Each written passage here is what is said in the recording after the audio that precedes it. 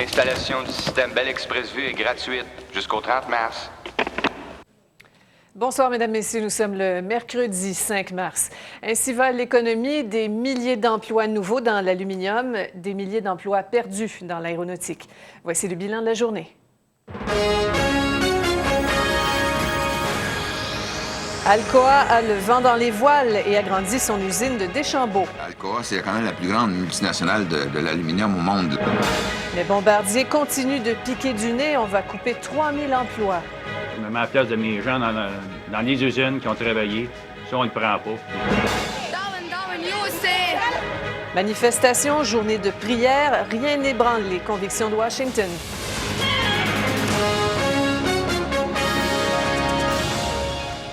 Alors, il y a la valse des millions et la valse des mises à pied. D'abord, les bonnes nouvelles pour la région de Portneuf. D'abord, après l'agrandissement de son usine de Bécomo annoncé en décembre, Alcoa voit grand pour son usine de Deschambault qui va doubler de superficie et embaucher des centaines de nouveaux travailleurs.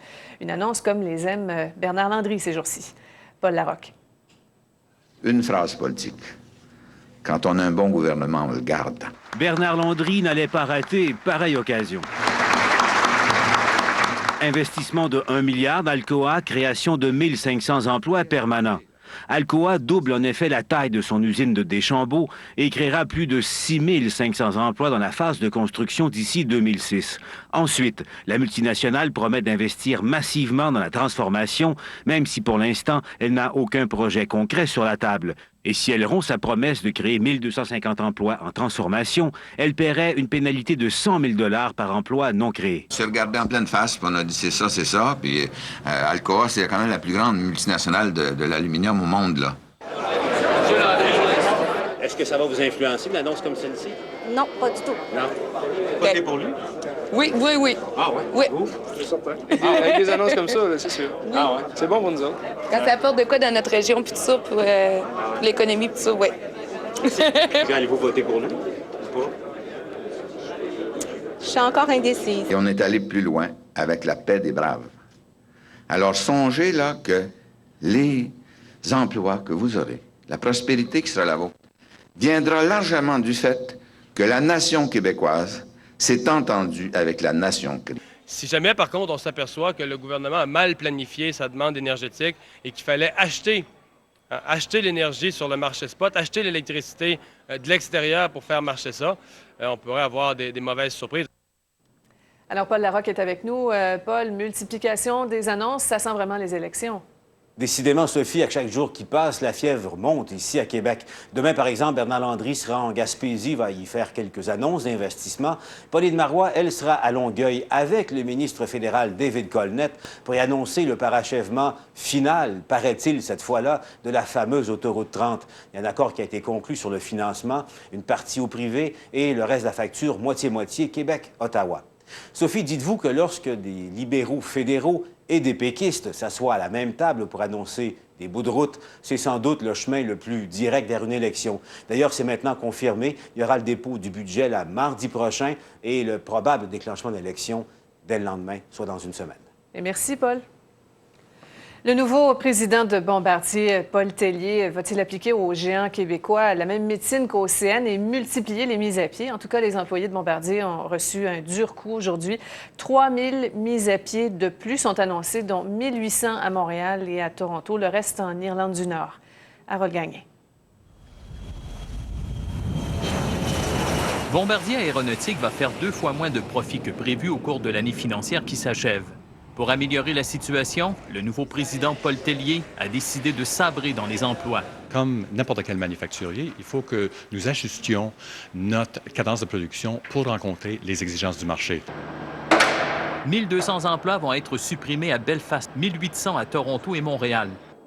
On se sent trahi là-dedans. Selon le syndicat, au Québec, 115 travailleurs vont perdre leur emploi en mars, 209 en avril, 201 en mai et 105 en juin, pour un total de 630. Il devrait y avoir aussi entre 300 et 600 employés non syndiqués qui vont connaître le même sort.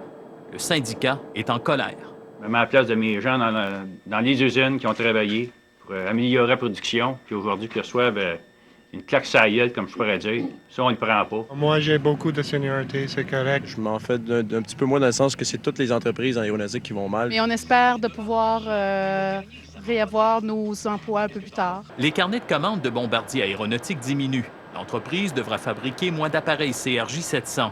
Elle en produisait un à tous les 3 jours. Ça va maintenant prendre 4 jours. Ce sont surtout les employés de l'usine de Mirabel qui vont écoper. Depuis 2 ans, Bombardier Aéronautique a effectué 8000 mises à pied un peu partout dans le monde, que ce soit en Irlande, au Canada ou aux États-Unis. Plus de 3500 de ces emplois ont été perdus ici, à Montréal. Comme la productivité Bombardier est très élevée au Québec, il y a des chances que les dommages soient moindres au Québec. Et troisièmement, toutes nos analyses sont à l'effet qu'on connaîtra une reprise sous peu. Bombardier Aéronautique négocie actuellement avec ses 3000 employés de Toronto qui fabriquent l'avion d'affaires Global Express. Elle leur demande un gel de salaire. S'ils n'en viennent pas à une entente, plusieurs de ces emplois pourraient se retrouver à Montréal, ce qui fait qu'en bout de ligne, le Québec ne serait pas perdant. Harold Gagné, TVA, Montréal. Oui, l'action de Bombardier a chuté encore un peu plus. Aujourd'hui, elle a terminé la journée sous les 4 $ à 3,79 $ en baisse de 41 cents. À venir, pourquoi les médecins écrivent-ils si mal?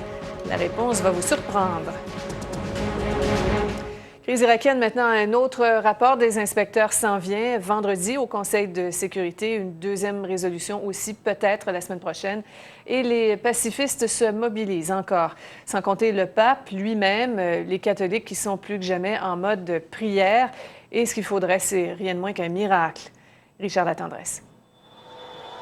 Les voix du non à la guerre se sont fait entendre partout à travers le monde. Ils étaient dans les rues de la capitale égyptienne, des centaines de milliers, à exprimer leur soutien à l'Irak. Chez nous, comme dans plus de 230 collèges et écoles des États-Unis, ce sont les étudiants qui se sont mobilisés. Les Italiens, eux, pour cette journée mondiale d'action contre la guerre, ont déployé un immense drapeau sur la place Saint-Pierre. Tout cela alors que, tout à côté, le pape livrait son message de paix. Jean-Paul II a exhorté le monde à faire tous les efforts possibles pour que soit évité un conflit en Irak. Le pape, dont l'émissaire, le cardinal Pio Laghi, devait rencontrer le président Bush au cours de la journée, a invité le milliard de catholiques de la planète à se joindre à lui dans le jeûne et la prière pour la paix. Autre voix forte pour la paix, les ministres des Affaires étrangères de la Russie, de la France et de l'Allemagne. Nous constatons d'ailleurs que ces inspections donnent des résultats. Du coup, rien ne justifie de passer à la méthode forte pour désarmer l'Irak. Nous ne laisserons pas passer un projet de résolution qui autoriserait le recours à la force. Même si le mot n'a pas été prononcé, tout le monde a compris que Russes et Français étaient prêts à utiliser leur droit de veto pour bloquer les élans guerriers des Américains et des Britanniques au Conseil de sécurité de l'ONU. Et comme pour raffermir leurs convictions, le chef des inspecteurs a donné un avant-goût du rapport qu'il présentera à l'ONU vendredi. Les Irakiens, a reconnu Hans Blick, ont coopéré de manière active au cours du dernier mois. 7 scientifiques irakiens ont pu être interrogés en privé et aujourd'hui seulement, 9 nouveaux missiles Al-Samoud II ont été détruits. Mais encore une fois, rien là pour convaincre les Américains. Trop peu, trop tard, selon le secrétaire d'État Colin Powell, qui, sans présenter de preuves concrètes, a soutenu que les États-Unis pouvaient démontrer que non seulement l'Irak n'a pas détruit toutes ses armes les plus dangereuses, mais que le régime de Saddam Hussein essayait d'en produire d'autres. Richard Latendresse pour le réseau TVA. Les cloches de 270 églises de la région de Québec se sont fait entendre pour la paix ce midi et elles vont résonner tous les midis jusqu'à Pâques. À Montréal, l'archevêché avait organisé une soirée de prière. C'est, en plus de cette publicité assez percutante, parue dans les journaux ce matin. 2 mois qu'il n'y avait pas eu d'attentat suicide en Israël. Cette accalmie bien relative a pris fin ce matin quand un kamikaze palestinien a déclenché sa bombe dans un autobus bondé à Haïfa. Il y a eu au moins 15 morts et des dizaines de blessés. Le Hamas a approuvé l'attentat, mais ne l'a pas revendiqué. La riposte d'Israël n'a pas tardé. Les blindés ont pénétré ce soir dans la bande de Gaza, appuyés par des hélicoptères qui ont tiré des roquettes contre des objectifs palestiniens. Après la pause, Jennifer Carroll peut nager en paix. Natation Canada réprimande son entraîneur en chef.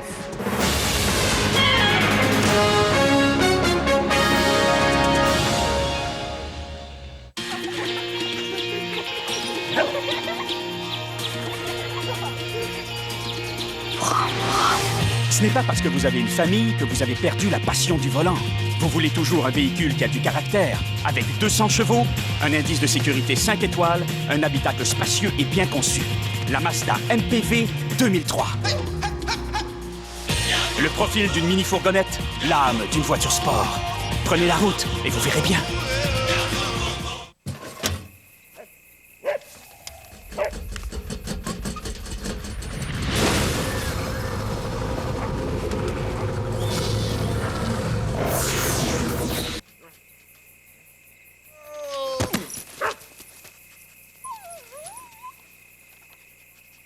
Si la vie était comme ça, il n'y aurait pas le concours Gagnez vos achats Visa. Utilisez votre carte Visa pour participer au concours et courir la chance de gagner tous vos achats Visa. Il y a un gagnant chaque jour de l'année.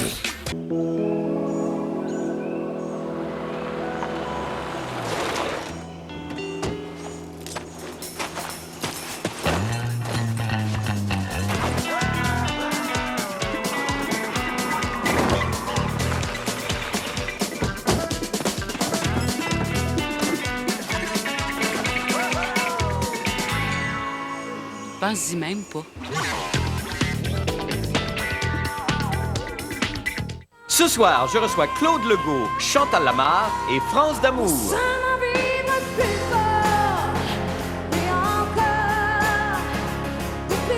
Le Grand Blond avec un show sur noir, ce soir, 22h30. Je t'attends, chérie.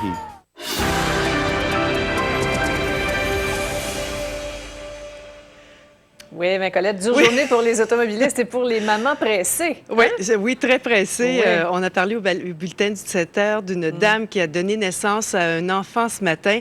Et écoutez, dans la circulation, dans la neige, vous le savez, comme il neigeait, la circulation était ralentie. Ça s'est passé sur la rue Sherbrooke à Montréal. Heureusement, Colette, que ça arrive assez fréquemment, ça. Hein? Au moins une vingtaine de fois par année, qu'on m'a dit. Alors, écoutez, à venir, on ne parlera plus de neige. Retour du beau temps, retour des températures froides. Je vous en reparle plus tard. Prenez votre souffle. Merci, oui, Colette. Eh bien, Natation Canada a fait son mea culpa dans l'affaire de la nageuse Jennifer Carroll. Jennifer Carroll, c'est celle qui avait été blâmée par son entraîneur pour avoir agité un petit drapeau du Québec sur un podium des Jeux du Commonwealth l'été dernier. L'entraîneur, Dave Johnson, qui s'était aussi plaint de l'attitude des athlètes québécois, sera réprimandé, mais pas congédié. Emmanuel Latraverse. Natation Canada fait amende honorable, présente des excuses dans l'affaire du drapeau. Et réprimande l'entraîneur, une lettre sera inscrite à son dossier. La directrice de l'organisme juge que c'est suffisant. Les commentaires dans la presse qu'il a fait n'ont pas été appropriés. Il le sait très bien. Il s'est excusé lui-même. Jennifer Carroll s'est fait traiter d'égoïste par l'entraîneur Dave Johnson pour avoir brandi un drapeau du Québec sur le podium aux Jeux du Commonwealth. Il a ensuite dit des athlètes québécois, il y a de leur part une tendance aux réactions excessives et à aller se plaindre dans les médias. Au téléphone de Calgary, Do you have a comment on that? C'est du bout des lèvres que Dave Johnson présente ses excuses. I am sorry that this situation escalated to the point that it did. Dans son rapport, le comité disciplinaire conclut que M. Johnson a manqué de professionnalisme, mais surtout qu'un changement de culture s'impose. Pour rétablir la confiance au sein de l'équipe, on veut encadrer le travail de Dave Johnson, instaurer davantage de transparence dans les décisions. Natation Canada garde confiance dans son entraîneur. C'est clair que M. Johnson a manqué de jugement dans ce cas, mais j'ai entièrement confiance dans ses atouts au sein de la natation. Ses bonnes intentions, cet autre nageur québécois n'y croit pas. Moi, je me disais, pour une fois, ils vont faire quelque chose de bon, mais ça a bien l'air que ça tourne encore en rond. Même scepticisme de la part du ministre québécois. C'est d'ordre administratif. On parle d'un chef de délégation puis d'une stratégie média. Oui, Natation Canada a besoin d'une stratégie média, pas à peu près. Ça, c'est clair. Mais c'est pas ça qui vient solutionner le problème de Nadine Roland, Jennifer Carroll et Yannick Lubien. La principale intéressée n'a pas voulu commenter cette affaire devant les caméras. Jennifer Carroll dit avoir tourné la page. Après tout, Natation Canada l'a aidé à se trouver un nouvel entraîneur. Jennifer Carroll a donc émis un communiqué dans lequel elle écrit qu'elle ne voulait pas la tête de Dave Johnson, mais tout simplement qu'il apprenne à penser avant de parler. Emmanuel Latraverse, TVA, Ottawa.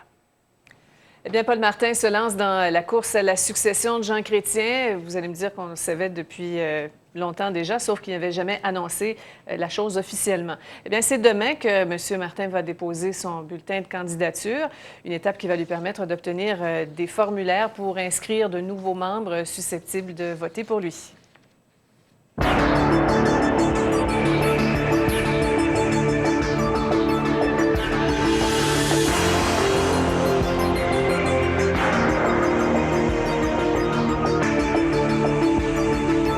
Une querelle d'amoureux a tourné au drame ce soir dans l'arrondissement Saint-Hubert à Longueuil. Un homme d'une quarantaine d'années a été retrouvé sans vie en début de soirée dans un logement de la rue Jeanne-Mance. Un jeune homme qui a admis s'être querellé avec la victime avait alerté les voisins en frappant à plusieurs portes. 2 hommes arrêtés en janvier dernier à Baie-Comeau avec 180 000 de stupéfiants ont été acquittés aujourd'hui parce que les policiers de la Sûreté du Québec ont violé la Charte canadienne des droits et libertés lors de leur arrestation. En fait, les policiers n'avaient que des soupçons quand ils ont intercepté leur voiture, prétextant une infraction au code de la route. D'autres policiers sont ensuite arrivés pour fouiller et saisir le véhicule, mais sans mandat de perquisition. Le juge a conclu que les policiers avaient bâclé leur enquête, qu'ils étaient allés à la pêche, en bafouant les droits individuels. Rénal Côté, ce père de famille de Magog, trouvé coupable d'agression sexuelle sur sa fille Isabelle, aujourd'hui décédée, et sur 2 autres jeunes femmes, porte sa condamnation en appel. En fait, il demande un nouveau procès sous 11 des chefs d'accusation pour lesquels il a été reconnu coupable.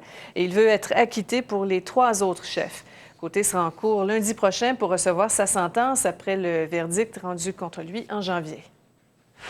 Au retour, 300 patients psychiatriques désinstitutionnalisés à Rivière-des-Prairies, leurs parents inquiets.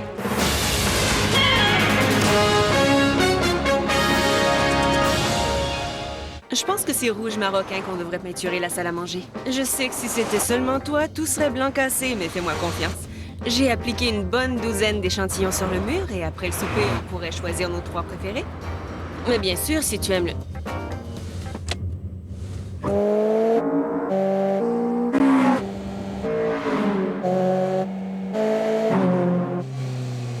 Jaune poussin, ça serait aussi très joli.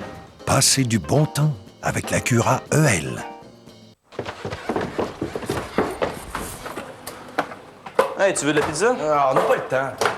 Prends ça, relax. Va là-dedans, ça va être tout mou. Fais-moi confiance. Non. Oui. Hey. OK.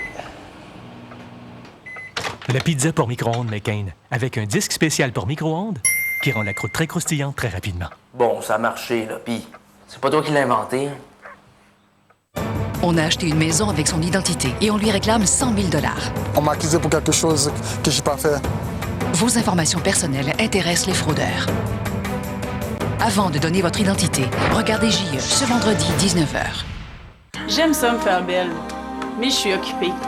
Les rasoirs, la cire, l'électrolyse, j'ai pas de temps pour ça. Et j'ai toujours peur que mon rasage ne soit pas impeccable. Mais j'ai réglé ça une fois pour toutes. Mon secret? Epiderma, les spécialistes en épilation au laser. Grâce au laser, ma peau est toujours douce, sans jamais de poils disgracieux. Et en plus, c'est moitié moins cher que les rasoirs. Merci, Epiderma. Montréal, 514-940-4444. Le poulet Scores tourne 525 fois avant d'être servi. 525 fois avant d'être parfait. Les côtes levées sont fumées 7 heures, puis saisies sur le feu. Fumées 7 heures avant d'être parfaites. Au Québec, Scores sert 100 000 repas chaque semaine. Plusieurs clients les accompagnent de notre remarquable bar à soupe et salade. Pour un temps limité, nos délicieuses brochettes de poulet sont de retour pour seulement $6,99. Vous en trouverez toujours plus chez Scores. C'est un virage que le ministère de la Santé a pris il y a bientôt 20 ans, ramener dans la société le plus grand nombre possible de handicapés, de déficients intellectuels et de malades psychiatriques. Ça porte un nom long comme ça, sur lequel on bute une fois sur deux, désinstitutionnalisation. 300 patients adultes de l'hôpital psychiatrique Rivière-des-Prairies seront bientôt déplacés et leurs proches sont très inquiets. Karine Champagne. As-tu faim? L'hôpital Rivière-des-Prairies, c'est la maison de Véronique. Elle vit ici depuis 17 ans. Ses parents l'ont placé à l'hôpital parce que la vie à la maison était devenue impossible. Maintenant, la stabilité acquise au fil des ans risque d'être perturbée. D'ici décembre prochain, Véronique sera réinsérée dans la société. Anne-Marie, sa sœur jumelle, est bouleversée. Je suis certaine qu'elle va recommencer à se désorganiser. Puis quand on dit se désorganiser, c'est-à-dire qu'elle va recommencer à s'automutiler, à avoir des comportements hyperactifs. Et puis ça m'inquiète vraiment beaucoup. Philippe Dagenet et Manon Carle sont aussi très inquiets. Leur fils de 29 ans a déjà vécu dans un centre de réadaptation et ce fut un fiasco. Désinstitutionnalisation oblige, Martin se retrouvera au même endroit. Je vous dirais que c'est la première fois depuis 10 ans que Martin se sent chez lui et qu'il a pu s'adapter et sourire et retrouver un certain équilibre. Maintenant, je commence à avoir un peu de tranquillité d'esprit parce que je sais qu'il est en sécurité ici à l'hôpital. Et puis, j'ai peur de passer le reste de ma vie à revivre encore ces moments très pénibles que j'ai vécus dans le passé. Ses parents ne veulent plus voir leur enfant souffrir. Ils sont unanimes. Depuis qu'ils sont à l'hôpital de Rivière-des-Prairies, tout va bien. Les enfants sont heureux, font des activités encadrées, les parents soulagés. Alors pourquoi tout changer? C'est d'essayer d'améliorer probablement la condition de vie, du moins de leur donner soit la même condition, sinon mieux. Alors, il est évident que nous, c'est le mandat qu'on nous a donné dans ce sens-là. L'Association des parents de Rivière-des-Prairies souhaite maintenant que le gouvernement revienne sur sa décision et que les patients puissent demeurer dans cet hôpital. Karine Champagne, TVA, Montréal. Est-ce qu'il y a un sujet que vous aimeriez voir traité dans un de nos reportages? N'hésitez pas à nous dire ce qui vous intéresse. Envoyez-moi vos idées à sophie.thibault@tva.ca. Chaque vendredi, on présente un reportage que vous avez proposé. C'est le focus de la semaine, tous les vendredis soirs.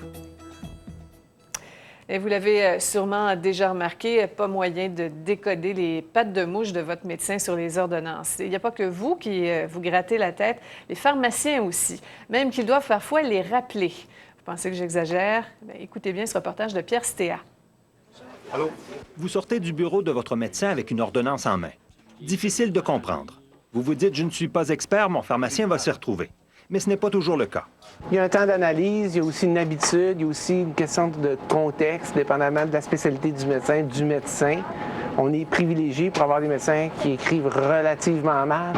On s'est habitué au fil des ans. Ce pharmacien a recueilli une douzaine d'ordonnances parmi toutes celles traitées au cours du mois. Ce qu'on y retrouve s'apparente bien souvent à des hiéroglyphes. C'est absolument impossible ici de reconnaître le médicament dont il est question. J'ai l'impression que ça commence par un C, mais ça pourrait être un N ou ça un P. pourrait être un C, un N, un P, c'est un R. Ah, OK. Alors, c'est du Risperdal. En fait, ce qu'on appelle un tranquillisant, un antipsychotique. Pour le pharmacien, il n'y a pas de place à l'erreur. Ça nous arrive de devoir appeler le médecin. On est sûr à 95 % dans un domaine comme le nôtre. Il faut être sûr à 105 %. Mais les médecins ne sont pas toujours faciles à rejoindre. Une autre devinette pour le pharmacien? Est-ce du Coumadin, un anticoagulant, ou de la simvastatine, un médicament pour le cholestérol? Il s'agit du Coumadin. Dans ce cas-ci, le patient il aurait pas avoir un danger. Le Coumadin, c'est essentiel. C'est pour la coagulation. Ça peut occasionner des embolies, une catastrophe. Dans cet autre exemple, notre pharmacien doit choisir entre un supplément vitaminique ou un antidépresseur. Au Québec, 90 millions d'ordonnances sont émises à chaque année, en dehors des hôpitaux. À l'ordre des pharmaciens, on ne peut pas dire combien sont illisibles. La question est trop subjective. Ce qui est incompréhensible pour un devient clair pour un autre. Comme ordre professionnel, puisque notre mission, c'est la protection du public, je pense qu'on n'a pas le choix de considérer que chaque ordonnance qui est mal écrite, en soi, c'est un potentiel de danger. Alors, il faut intervenir de toute façon. Mais comment explique-t-on ce phénomène? Au Collège des médecins, on n'a pas d'explication scientifique. Un cours de médecine, ça dure entre 5 et 10 ans, et on prend beaucoup de notes pendant ces cours-là. Et à un moment donné, l'écriture doit se détériorer à cause de la vitesse. Ça explique pas tout. Afin de régler le problème, un projet pilote est en cours dans la région de Montréal, où les médecins pourront transmettre leurs prescriptions à la manière d'un courriel, ce qui est illégal présentement. Pierre Stéa, TVA, Québec.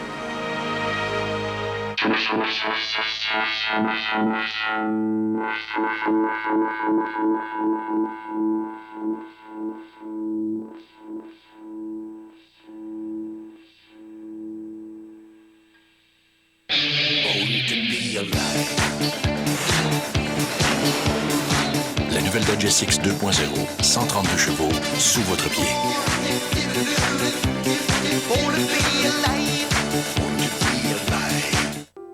Depuis 25 ans, les règles qui entourent le financement politique donnent aux électeurs le droit de participer de façon transparente et équitable à la vie démocratique québécoise. En autorisant l'électeur et lui seul à contribuer au financement politique pour un maximum de 3 000 $ par année à chacun des partis, la loi garantit l'intégrité de notre système démocratique. Le financement politique, ma contribution à la démocratie.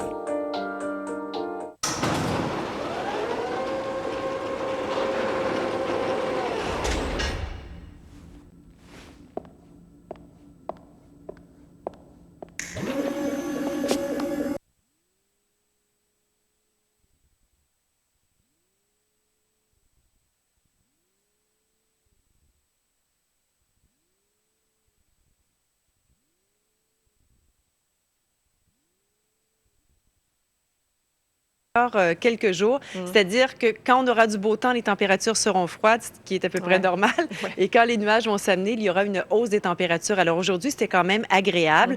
Il y a eu de la neige, même beaucoup de neige à certains endroits. Les accumulations, c'est autour de 19 à 20 degrés pour la rive sud de Montréal, jusque dans les cantons de l'Est, également pour la Beauce. Les régions au nord de Montréal, c'était plus près du 15 cm de neige, et dans le centre, c'était entre 10 et 15 cm. Je vous dirais que c'est presque terminé un peu partout, là, sauf qu'il reste encore des flocons de neige pour la Beauce. Ça devrait se terminer tôt la nuit prochaine. Il y a des vents à certains endroits qui causent de la poudrerie. Soyez prudents sur les routes. Demain, système de beau temps qui va nous donner du soleil. Alors, en nous amenant le soleil, également des vents qui vont souffler du secteur nord-nord-ouest, baisse des températures. On regarde tout de suite ce que ça va donner. Alors, pour tout le Québec, demain, belle journée en perspective. Le ciel va se dégager en matinée pour les cantons de l'Est et la Beauce. Il pourrait rester des flocons de neige très tôt. Donc, en général, là, du beau temps. Soleil, passage nuageux, un peu plus froid, maximum de moins 13 à moins 8 degrés. Et vendredi plutôt, il y a un système dépressionnaire qui va s'amener et regardez à nouveau, hausse des températures qui se rapprochent des valeurs normales. Mais il y aura de la neige pour les Laurentides, Mauricie, l'Outaouais, Montréal. Mais ça reste beau pour les régions du centre du Québec. Maintenant, plus à l'est, venteux, un peu plus froid, soleil, passage nuageux pour tous les secteurs, des flocons de neige qui pourraient rester le matin pour la Basse-Côte-Nord et la péninsule gaspésienne. Et vendredi, à nouveau du beau temps. Et là, ça restera froid, des maximums de moins 12 et moins 10 degrés.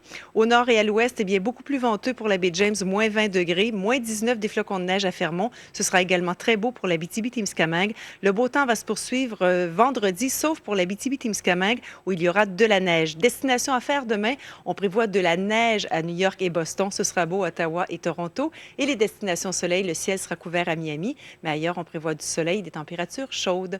Je vous donne maintenant les résultats des tirages de l'Auto-Québec. Le loto 649, 6, 8, 19, 27, 45, 46, complémentaire 34. Pour le Québec 49, 7, 17, 19, 29, 40, 48, complémentaire 44. Quotidienne à 3 chiffres, 8, 2, 9. À 4 chiffres, 9, 8, 6, 1. L'extra, 1, 7, 4, 5, 8, 0. Le banco et le banco spécial, 3, 5, 8, 9, 12, 13, 27, 28, 40, 44, 49, 53, 57, 59, 60, 61, 63, 64, 65 et le dernier, 67. Alors voilà, Sophie, j'ai un petit peu de difficulté avec ma concentration ce soir. Ben oui. Ben oui. Je sais pas pourquoi. C'est mercredi, c'est parce qu'on est le milieu de la semaine. Ah, c'est peut-être la tempête également. Bonne explication. Alors vraiment, bon, ça se poursuit pour les prochains jours. Demain, ce sera beau, froid, par la suite de la neige, hausse des températures et ça devrait se poursuivre comme ça jusqu'à la fin de semaine. C'est parfait. Bonne nuit. Merci. À demain. À demain. En terminant, ben, il neige à plein ciel, mais on va se réchauffer un petit peu, si vous voulez, en parlant du Festival de jazz, qui en sera sa 24e édition cet été, parce que c'est une légende vivante qui va lancer le festival.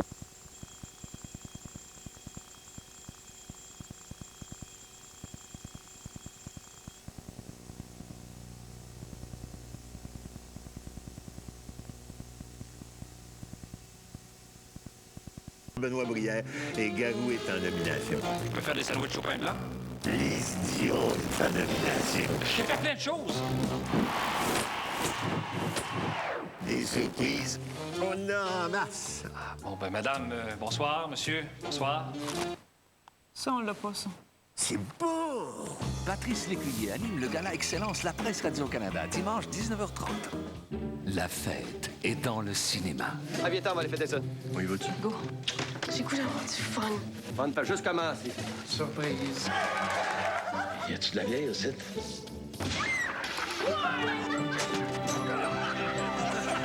T'aurais-tu envie de faire l'amour avec moi?